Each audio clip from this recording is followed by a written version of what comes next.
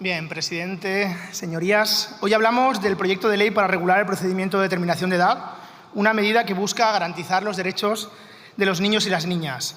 Para nosotros es alentador que comencemos a regular el proceso para determinar la edad, especialmente porque esto incluirá protecciones para los menores. En este contexto es favorable que se establezca como un procedimiento judicial y que los recién llegados reciban asistencia legal gratuita durante un proceso que no debería poner en riesgo a los jóvenes. Actualmente esto no ocurre, ya que los menores no pueden impugnar las decisiones de la Fiscalía. También es un avance que se reconozca la presunción de minoría de edad para quienes se someten a este procedimiento. No debería permitirse desestimar la validez de los documentos auténticos que provienen de los países de origen. Esto garantizará el derecho a la educación y que los menores no queden desamparados.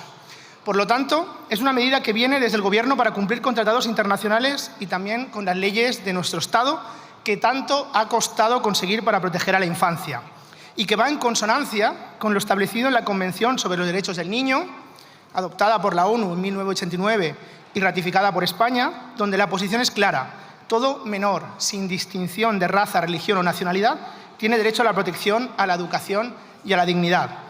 El artículo 2, que prohíbe la discriminación; el artículo 22, que exige asistencia humanitaria a los niños y niñas refugiadas; y en nuestro país, a la Ley Orgánica 8/2021 de protección integral a la infancia y la adolescencia frente a la violencia, que refuerza este compromiso y que en su artículo 2 establece el interés superior del menor como principal rector, y su artículo 11 reconoce el derecho de todos los niños a la no discriminación, incluyendo a los niños migrantes. Sin embargo, según el informe de UNICEF de 2023, más de 36 millones de niños y niñas estaban desplazados globalmente por conflictos y violencia, muchos enfrentando el rechazo en el lugar de acogida. Hasta la ONU nos advierte: el racismo agrava su vulnerabilidad, robándoles la infancia que estas leyes prometen proteger. Sin embargo, y a pesar de eso, el Partido Popular y Vox vienen hoy a impregnar este proyecto de ley de odio y de mentiras. Sus enmiendas a la totalidad van en contra de los derechos fundamentales de miles de niños y jóvenes migrantes. Mientras hablamos, enfrentan un doble desafío: el desarraigo de abandonar sus hogares y el racismo con el que se encuentran muchas veces al llegar al lugar. No podemos ignorar esta realidad. No podemos permitir que el color de piel, los acentos o el color de sus ojos determinen si un joven, un niño o una niña tienen derecho a soñar.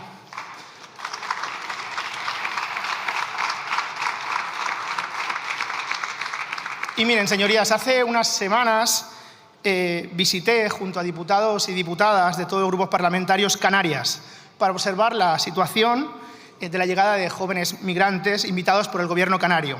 Allí no aprendimos de odio, como algunos proclaman aquí, y no vimos violencia ni peligrosidad.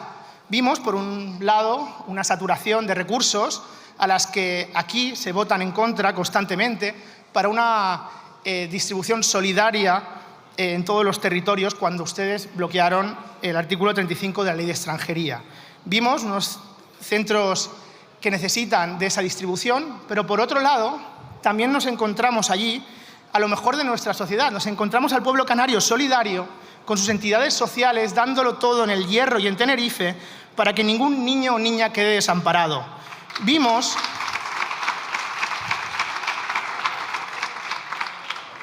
a los menores integrarse en la vida social y cultural de los pueblos y barrios canarios, en sus fiestas patronales, en su vida social, en sus deportes, en sus aficiones, sin ningún problema, salvo en la cabeza de las señorías del PP y de Vox. Porque fuera de su relato, de su odio en las redes, la realidad es otra. La realidad es que cada niño o niña que llega a nuestro país en busca de un futuro no es un problema para nadie, salvo para ustedes. Porque no se engañen, pueden mentir, pueden lanzar bulos, pueden manipular cifras, pero lo que no esconden es algo muy, muy simple. Ustedes son una panda de racistas sin ningún miramiento por los derechos de la infancia. Y miren, pongo dos ejemplos. El de Ibrahim Sow, que nació en 1998 en una aldea rural de Senegal. La sequía y la falta de recursos lo obligaron a migrar a Europa en el 2018. Tras un peligroso viaje, en 2019 cruzó el Mediterráneo en patera y fue rescatado por una ONG, una de esas que ustedes criminalizan.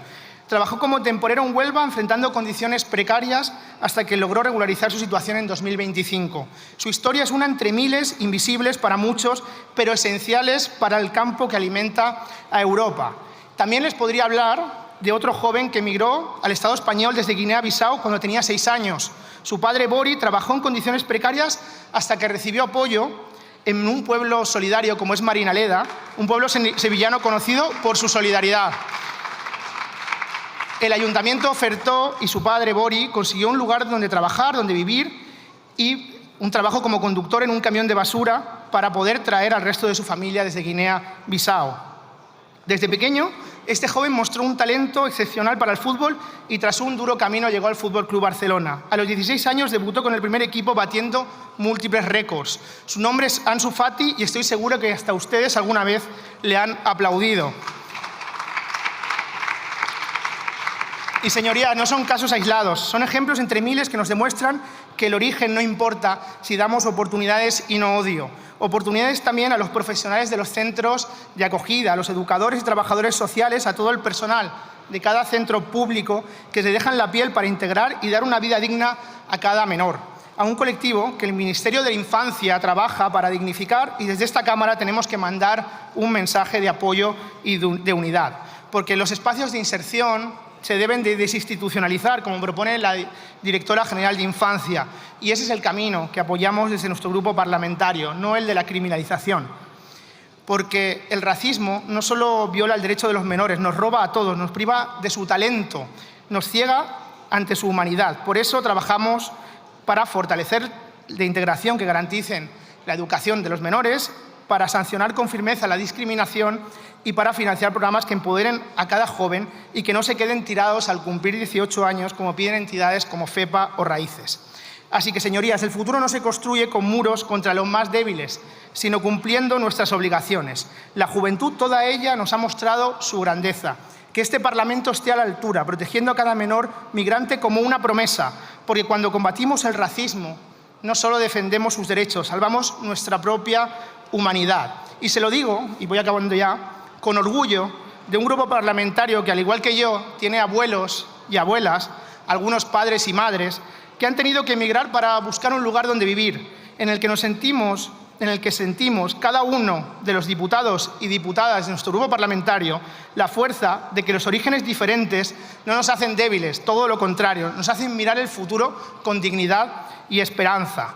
Y porque el derecho a soñar de una niña o de un niño no puede depender ni va a depender de su color de piel, de su acento o de su origen. No dejemos que su futuro en manos de una panda de racistas a las que les da igual los derechos de la infancia. Estemos a la altura, protejamos a cada menor migrante como una promesa, combatamos el racismo, porque cuando lo combatimos no solo defendemos sus derechos, salvamos nuestra propia humanidad. Muchas gracias. Gracias.